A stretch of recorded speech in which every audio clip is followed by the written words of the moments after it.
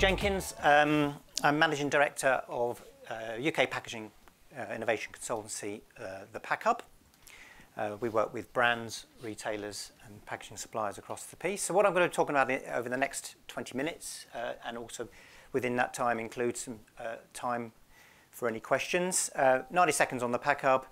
And then I'm going to focus on 5 sort of headline trends defining the future of packaging. And as I've hinted, sustainability very much is part of that picture. And I've got some in-market examples and really just talk about the role of digitalisation as part of the whole piece. So the ThePackHub 4 areas of service, so project management and technical support. We do events, although we haven't for a couple of years for obvious reasons, and webinars.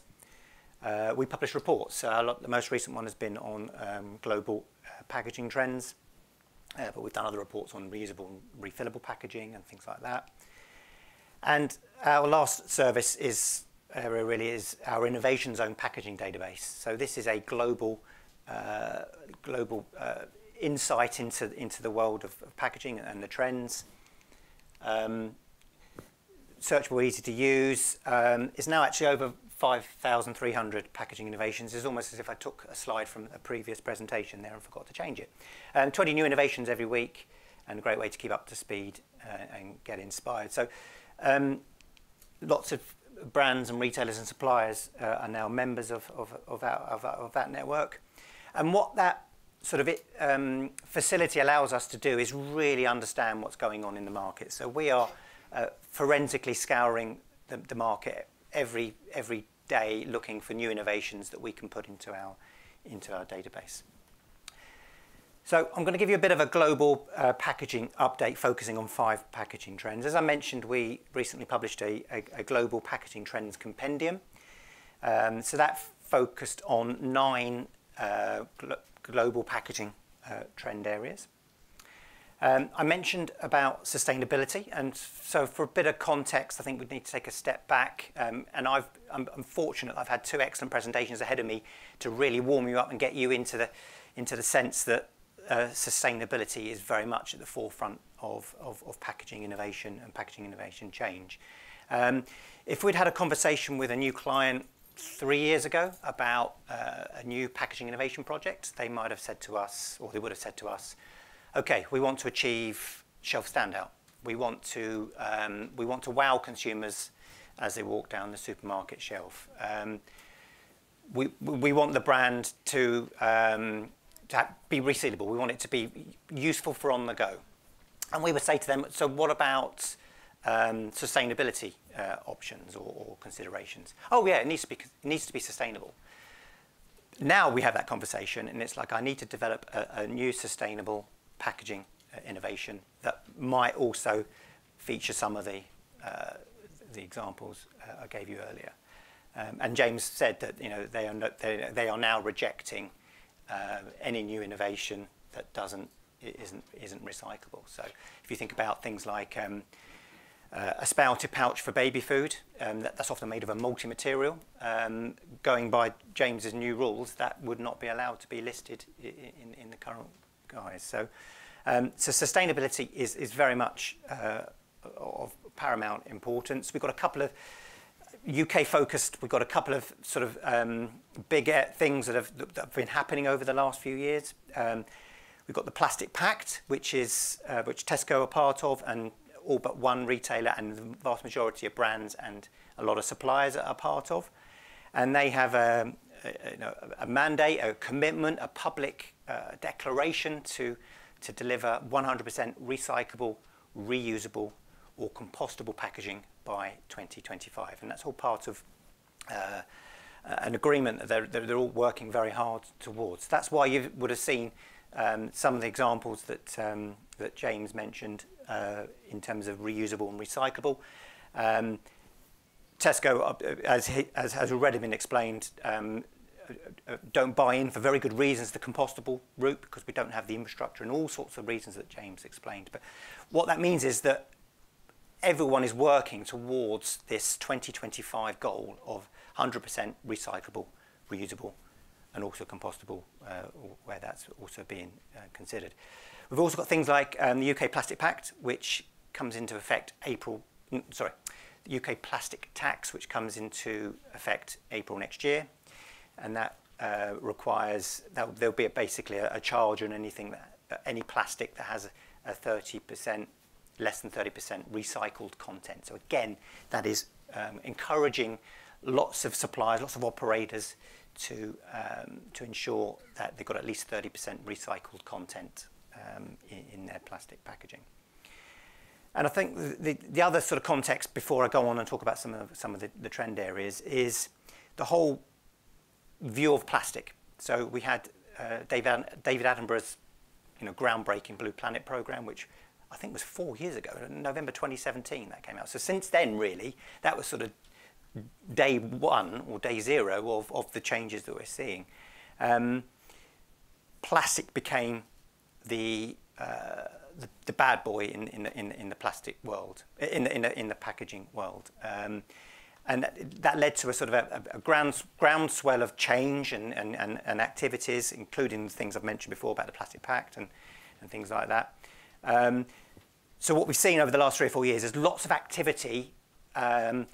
Many cases demonising plastic, getting rid of it, and certainly from a consumer point of view, they don't understand why it's there. They don't see, in terms of fruit and veg and things like that, and that they think it should be gone. What we're starting to see now is that, obviously the conversation that Fred had about carbon neutrality and reducing carbon footprint. My view as a packaging professional is that plastic does have a role to play in reducing carbon footprint. Compare that to a glass material and that. So I think we're going to start to see a shift where plastic has a role to play to deliver carbon reduction strategies. So without further ado, the trend areas that I would like to cover, and I've got 2 or 3 examples for each one. So the first one is naturally done. So this is about biomaterials or biodegradable or compostable packaging. So we've seen a lot of development in this area, looking for alternatives to plastic. So natural materials to be used as an alternative. So the first up is from Coca-Cola. This has been in development for a number of years, and this is a 100% plant-based, they're calling a BPET, so that's a biomass PET bottle. Obviously they're working in collaboration with other parties to deliver this, and it's also 100% recyclable as well. So the examples I've given you, I'm not saying they're necessarily best practice initiatives, but I'm giving you a flavour for the kind of things that are going on. And obviously when Coca-Cola introduce 100% plant-based bottle, they're a massive player in the market, and the market stands up and pays attention. Next up, the toothpaste market has traditionally been a real challenge from a sustainability point of view. For many years, we haven't been able to recycle our toothpaste packaging, and going back to 4 years and earlier, the idea that you would introduce a piece of packaging that may deliver in terms of functionality, but doesn't deliver from a sustainability point of view. I think our future generations would just find that remarkable that was allowed to happen. So we're starting to see a number of initiatives in this area where mono materials are being used so that they can be recycled in the plastic stream. But in this example, we've got a bio-based toothpaste tube, which is also 100% recyclable. This is made from a sugarcane-based material, and Fred mentioned about sequestering of CO2. Sugarcane also grows. I think it takes 3 times the CO2 that it uses in terms of growth, as similar to the mangrove. So it's a good material from that point of view. Yeah, so I mean that yeah, I think so for every ton of the bioplastic they produce, over 3 tons of CO2 is captured. So, so there's lots of activity in the toothpaste packaging space. And the third example, and I could have chosen hundreds, literally over the last sort of 12 months that we've tracked. And again, the confectionery market, the chocolate market, is a challenge in terms of recyclability. So we're seeing monomaterial developments. We're seeing material reductions, we're seeing recycled content, but in this example, this is a Brazilian chocolate brand that is introducing a biodegradable PET film. And we've got all sorts of challenges, as James mentioned, about how the end-of-life scenarios for this, home compostability, industrial compostability. With biodegradable packaging, you're also potentially encouraging people just to throw it in a bush and it'll deal with itself. That isn't the answer. So I'm not saying that biodegradable and compostable packaging will be the dominant way of delivering packaging. Clearly it won't, but I'm just reflecting on what's going on in the market, and these things continue to come to our attention. The second trend area is everyday engagement, and I think this is where the digital print space has a big opportunity. So I've just got 2 or 3 examples here. Variable print technology it gives you the opportunity to create lots of different designs. So this is from Crown Bevcan Europe, and they're using variable print technology, which means that all 12 designs can be produced in a single run. This is all very familiar to you, but you think about the opportunity here to deliver hundreds of different designs that can be collectible and whatever. And another example from Coca-Cola's Powerade, where they've got sports drinks numbered from 1 to 100. Again, opportunities to deliver multiple designs across this piece. And we've seen, obviously, over the last few years, personalisation come into the fore from a digital point of view. Share a Coke campaign is an obvious one, but that is quite a standard offering now online, to be able to buy your Marmite or whatever product it is with someone's name on it for the gifting market, and you pay twice. People are happy to pay twice the price, and who would have thought that a jar of Marmite would be a viable present for a friend? But it is, because you get it and you think, well, that's great, I've got my name on it. So the challenge is not to eat it. Which is, have empty jars all over the place. So other ways of engaging consumers is through the use of sort of NFID or NFC or RFID kind of technology with smartphones. And QR codes has obviously come to the fore because of COVID, and everyone's now quite familiar with and accepting of using QR codes.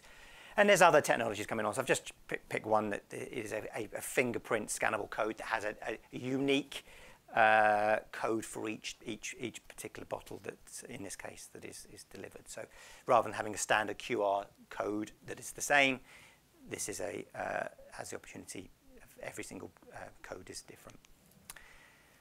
Now, clearly the online market has grown significantly, powered by COVID-19. It forced people that don't normally shop online to do exactly that, and some have stayed. So we've seen a number of different new packaging innovations that deliver or solve issues or challenges for online sales.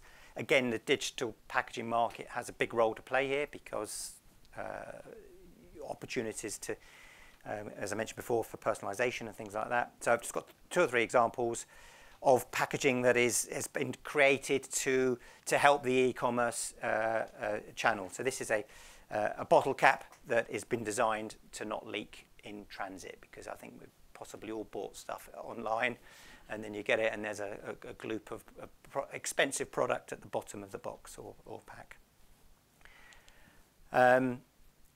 FlexiHex is a new way of protecting products. It started off as for snowboards, and then they moved into beverage bottles, and now they're moving into other things. So you've got like a honeycomb structure, which presents a very premium and sort of, you think about the unboxing experience, a very nice way of presenting any products, but premium products particularly. And I mentioned digitalisation, so this is just an example from last Christmas, but there are lots. This is Barilla that were got a separate online page where you were able to have your own pictures and names and whatever for a range of Barilla products. The next trend is refill and reusable packaging. We've seen a big shift in focus in this area. It's still very, very small. So I've just got 2 or 3 examples here. Both Tim Hortons in Canada and McDonald's in the UK are testing reusable coffee cups and burger containers. This is done through the Loop scheme, which James mentions at the beginning, and my next slide will also talk about Loop. In Canada, they pay a $3 deposit, so that's what, £1.80, something like that. And there's a lot of consumer education here because we sometimes forget that the average consumer doesn't necessarily know what this is all about. So there is a lot of work still to go on to get consumers on board and to actually do what we want them to do in terms of their behaviour. So they buy the product in a reusable thing, and they've got the deposit, and then once they've consumed it, they can give it back, they get the deposit back, and then the cycle continues. I was pretty sad this morning. I got up particularly early so that I could go to the Tesco Newmarket Road store, which is one of the 10 Tesco outlets that are trialling the refillable scheme through Loop. So I took some pictures, and I'll be putting them on LinkedIn later, just to get a feel for how it looks. The store had just opened, so there was hardly anyone in there. Nobody was shopping the fixture. But what I was impressed with was just the range of different products that consumers can pick up, ready filled in reusable containers. Because one of the challenges with refillable packaging is convenience. Waitrose started a similar test about 18 months, 2 years ago, but you've got to go in and with your own containers, fill up the product and label it, and then go to the till and scan it all. If you've got 20 or 30 products, that's going to take a long time. So this is sort of honing in on how to make refillable as convenient as possible, and I think this could be heralded as the best practice example so far. It's a really small part of the fixture. It took me a while to find it. It's a small part of an aisle. But it's a really good step in the right direction, and I don't think refillable will completely replace single-use packaging, but it's got a long way to go, and it's got a big future. And that's another example which I won't go into, so I'm probably running out of time. And I mentioned e-commerce. We're seeing lots of refillable, reusable packaging coming into that space. I'm conscious of timing because I always think I don't have enough time, then I run out. Recycling, as has been mentioned already, lots of so this is making packaging recyclable, but also increasing and/or recycled content. So lots of activities, reducing the amount of constituent parts of packaging. So rather than having multi-materials, mono-materials, so that they can then be recycled. And then you have the likes of Tesco that have, if the packaging can't be recycled in the normal infrastructure, because we've got hundreds of different ways of recycling in the UK depending on where you live, you can now take those packs in store, and Tesco and other retailers will deal with that material for you. I thought this was quite interesting. About another way of delivering recyclability is to reduce the amount of packaging, and James mentioned that as one of the 4 R's that they work to. So Coca-Cola have been working in this area. This is for multi-packs. So the constituent parts don't have any labelling at all, just got that very iconic Coca-Cola branding. But the multi-pack outer gives you all the product information, the barcode, and tells you what it is. And you've got the red and black to determine which flavour it is. So very, very small, but is our labelless packaging potential area in the future to improve recyclability. Another monomaterial from, again, a Brazilian, it's similar to the previous one, from Braskem, which is the a mono material PE. So yeah, we're seeing lots of recyclable initiatives. Sustainability is absolutely at the forefront of everything we do, and that will continue into 2022 and beyond as the brands, retailers and suppliers work towards these challenging declarations that they've made for 2025. So that's my presentation. I've hopefully given you a flavour for the kind of things that are out there, and I'll be delighted to answer any questions.